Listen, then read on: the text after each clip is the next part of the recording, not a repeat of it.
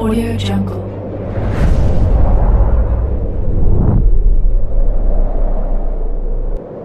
Yo, balik lagi bersama Mimin di Manhua TV. Kali ini kita akan lanjutkan pembahasan dari cerita I am trapped in this day for 1000 years.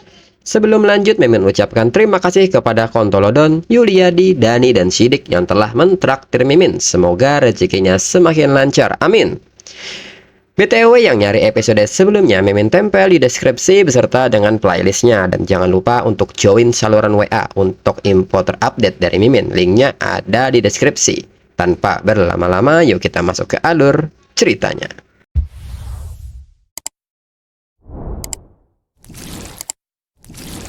Disclaimer, mohon abaikan hal ini jika kalian sudah mengerti. Ini peringatan mengenai konten di channel ini. Video ini berisi alur cerita yang mempermudah bagi pendengarnya untuk mengetahui isi ceritanya dan memahami alur ceritanya. Jika ada kesamaan tokoh dan tempat, ini benar-benar tidak disengaja. Dan peringatan bagi pendengar untuk tidak mencontoh atau meniru perkataan maupun perbuatan yang ada di video ini. Karena video ini dibuat untuk menghibur kalian. Karena cerita ini hanyalah fiktif belaka. Jika mengerti, yuk kita masuk ke ceritanya. Cerita berlanjut. Wu Chen pun dengan sengaja bergumam dan menyebut Li Ruotai harus menunjukkan rasa hormat kepada dirinya, karena dirinya adalah bagian dari keluarganya sekarang. Li Ruobing pun menanyakan sikap Wu Chen dan bertanya apa yang sedang Wu Chen lakukan. Mereka adalah keluarga dan meminta Wu Chen untuk membantunya. Wu Chen pun menyebut bahwa Li Ruotai tidak menganggap dirinya sebagai keluarga. Mendengar hal ini, Li Ruotai pun merasa tidak nyaman dan bertanya apa yang sedang Wu Chen bicarakan. Dirinya menganggap Wu Chen bagian dari keluarga ini. Wu Chen pun hanya tertawa mendengarnya.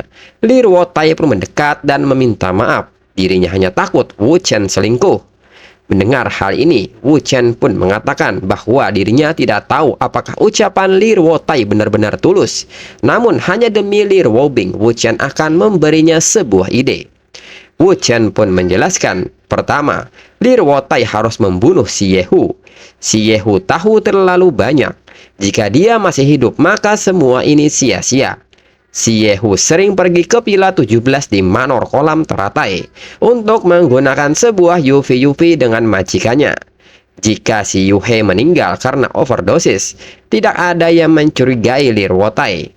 Mendengar hal ini, Li Ruotai menyebut bahwa ini ide yang bagus. Kemudian yang kedua, sekarang semua bukti ada di tangan Liao Bo. Wu Chen pun meminta Li Ruotai untuk mengambil buktinya dan menghancurkannya.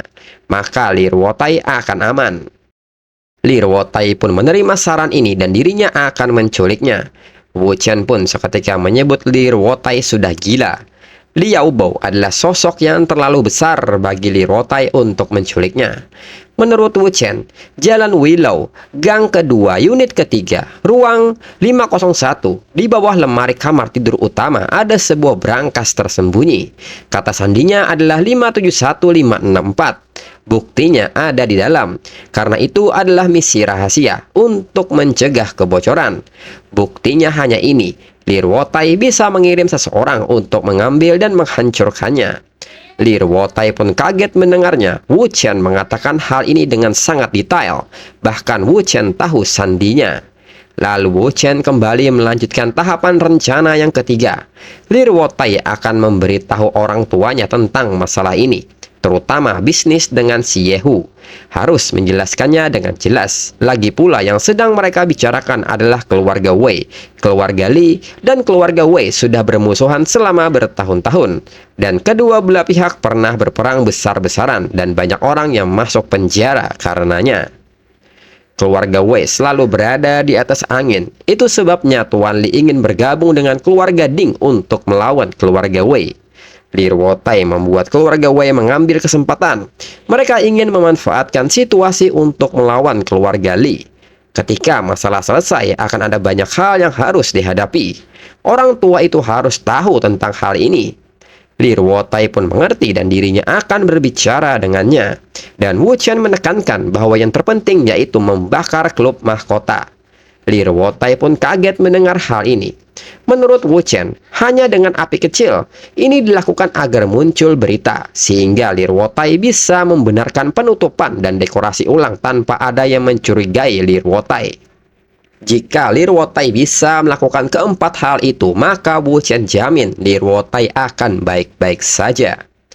Lalu Lir Wobing pun mendekat dan menarik telinga Lir Wotai dan bertanya apakah Lir Wotai mengerti apa yang baru saja Wu Chen jelaskan.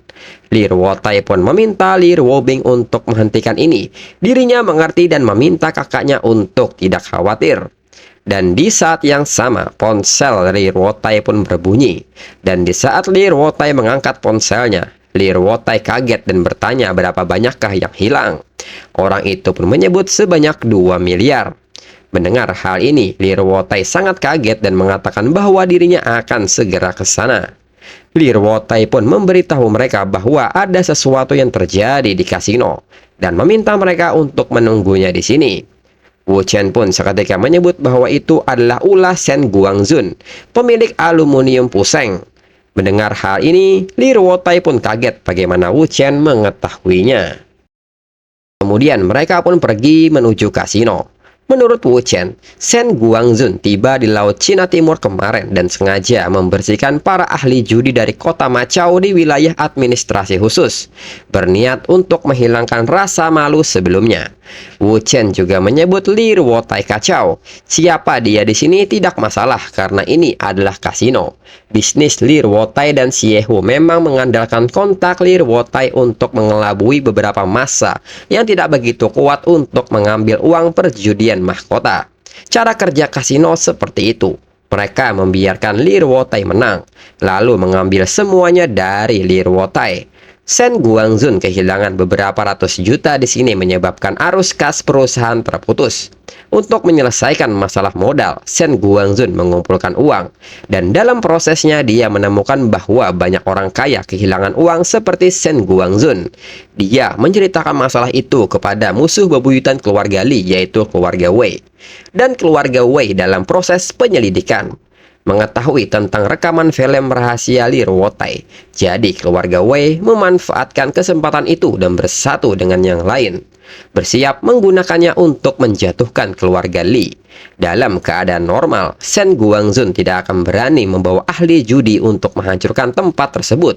Lagi pula dia tidak mampu mengacaukan keluarga Li. Tapi sekarang Shen Guangzun tidak peduli karena dia tahu Lir Wotai akan tamat. Mendengar hal ini, Lir Wotai sangat marah. Shen Guangzun berani main-main dengan dirinya. Dia tidak akan hidup terlalu lama. Wu Chen pun meminta Lir Wotai untuk tidak terlalu emosional. Kemudian di meja permainan, Shen Guangzun sedang bermain saat ini. Dan di saat itu, petugas pun menyebut bahwa seseorang yang bernama Sun Ji yang dibawa oleh Shen Guangzun menang. Dan Shen Guangzun pun sangat senang karena dirinya akan kaya. Lalu di saat yang sama, Lir Wotai pun datang dan mengatakan bahwa tangan Shen Guangzun hari ini bagus. Shen Guangzun pun menyebut ini lumayan. Dirinya menang banyak hari ini dan bertanya kepada Lir Wotai apakah tidak keberatan. Lir Wotai pun menyebut bahwa itu hanyalah uang kecil. Keluarga Li tidak ada masalah. Tapi menurut Shen Guangzun, semua ahli dari klub mahkota bergantian bermain tapi tetap kalah. Sepertinya Lir Wotai memiliki sedikit bakat di bawahnya. Lalu di saat itu, Wu Chen pun mengatakan bahwa sepertinya tidak begitu. Dan di saat itu, Wu Chen pun bertanya dan mengajak Shen Guangzun untuk bermain 2 game dengannya. Shen Guangzun pun seketika tertawa dan bertanya bagaimana bisa ada anak muda di sini. Dan menyebut bahwa Lir Wotai terlalu rendah hati.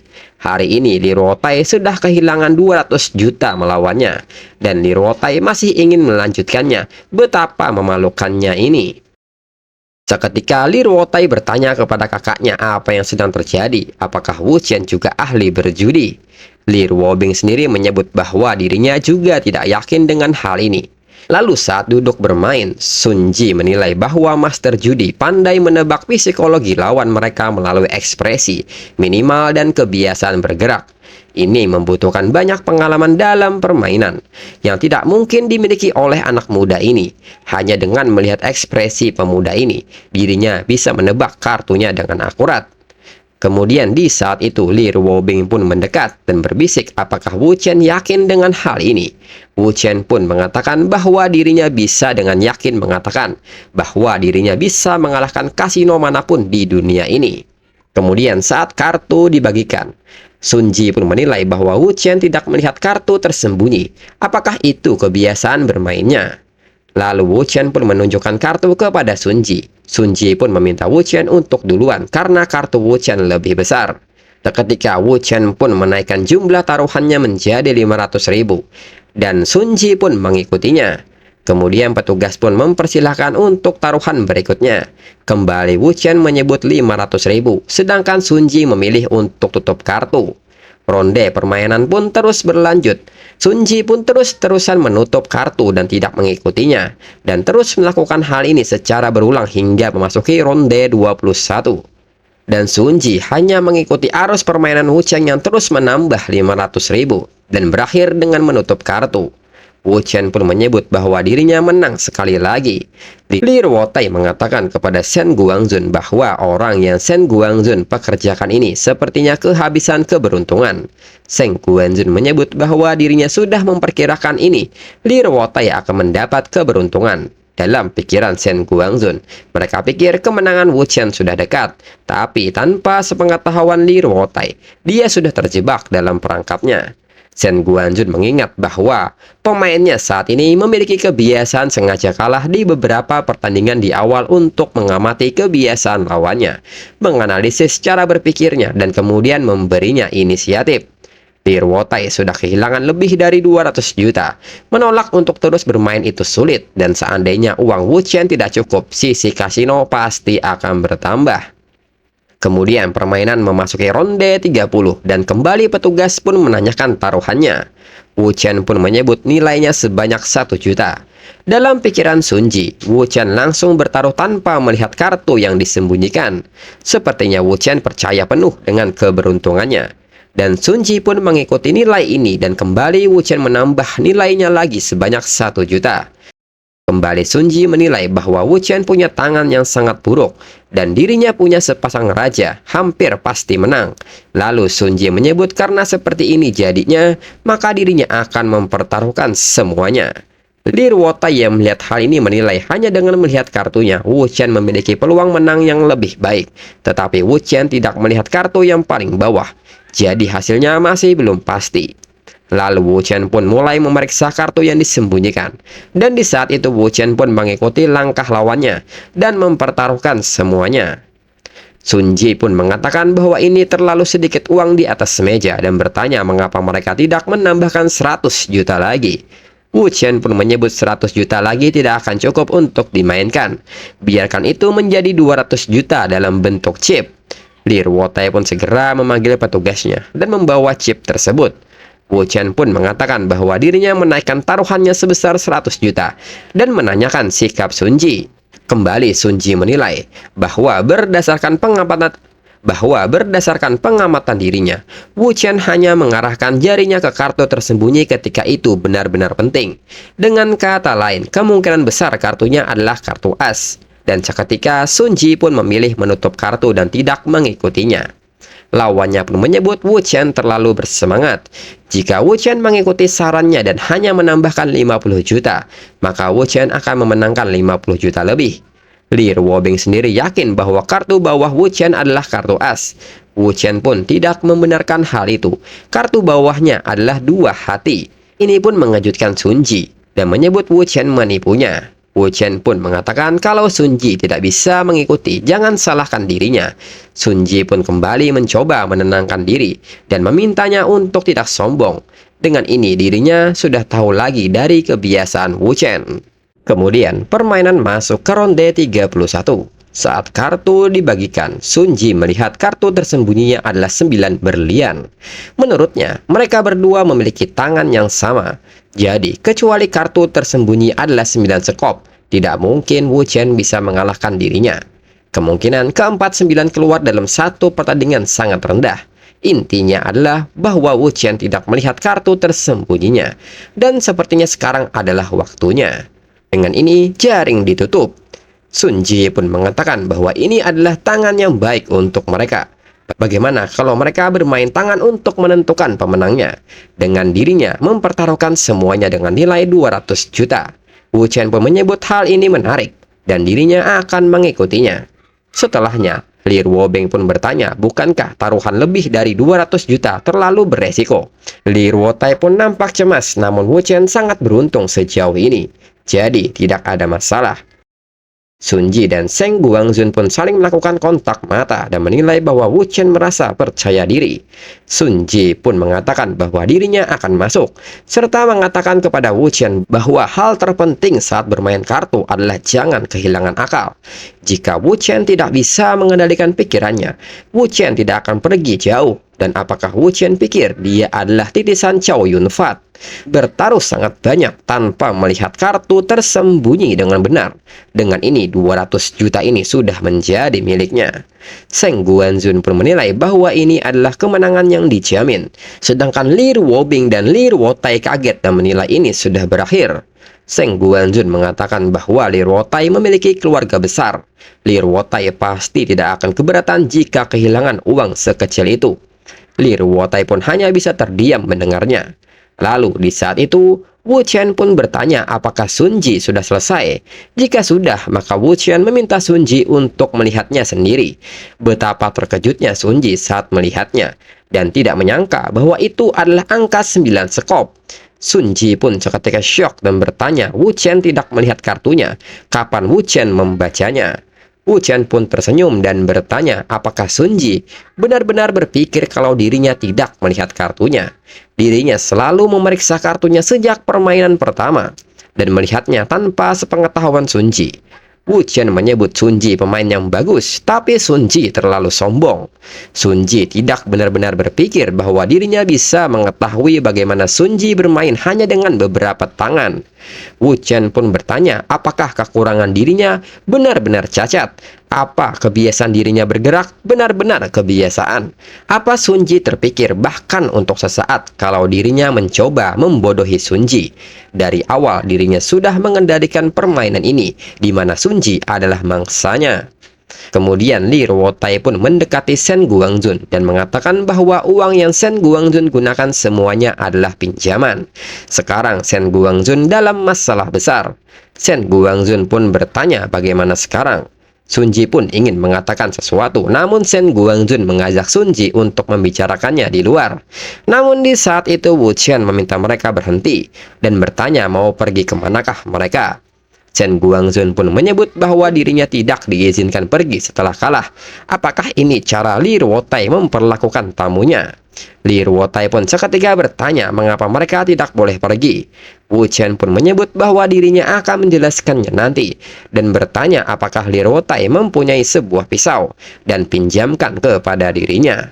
Li Ruotai pun bertanya apakah Wu Chen tahu cara menggunakannya. Wu Chen pun bertanya apa yang Li Ruotai pikirkan. Dan Wu Chen pun berjalan mendekati Sun Ji dan dengan cepat mencengkram tangan Sun Ji. Dan ternyata sebuah kartu as pun terjatuh.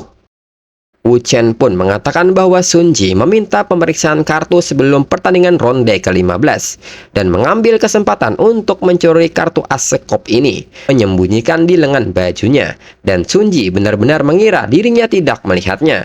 Perilaku curang ini tidak bisa dimaafkan. Dirinya dengan sengaja tidak mengekspos Sun Ji karena dirinya belum menang. Li Ruotai pun sangat kesal mengetahuinya karena Sun Ji berani curang di depannya. Li Ruotai pun segera bertanya kepada Shen Guangzun mengenai hal ini. Shen Guangzun pun kaget dan menyebut itu salah paham. Wu Chen yang masih mencengkram tangan Sun Ji segera memutarnya dan menempelkannya ke meja. Wu Chen pun menegaskan karena Sun Ji melanggar aturan. Sun Ji tahu apa yang akan terjadi. Dengan ini, tanggunglah akibatnya. Dan seketika Sun Ji pun berteriak karena ulahnya sendiri. Lalu Wu Chen pun bertanya apakah Shen Guangzun ada yang ingin dikatakan.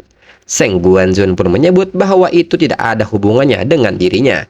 Sun Ji menipu atas kehendaknya sendiri. Dirinya tidak ada memintanya seperti itu. Setelahnya, Wu Chen pun menyerahkan pisau itu kepada Li Ruotai dan mengatakan bahwa dirinya akan Setelahnya, Wu Chen pun menyerahkan pisau itu kepada Li Ruotai dan mengatakan bahwa dirinya akan pergi sekarang dan Li Ruotai akan mengurus sisanya dan meminta Li Ruotai untuk mengingat agar tidak menyentuh mereka di clubhouse. Kemudian Li Ruobing pun bertanya apakah enak menusuk tangan seseorang. Wu Chen pun menyebut bahwa itu tidak terlalu. Li Ruobing pun kaget mendengarnya. Wu Chen bertanya, jika Li Ruobing memotong tangannya sendiri, bagaimana rasanya?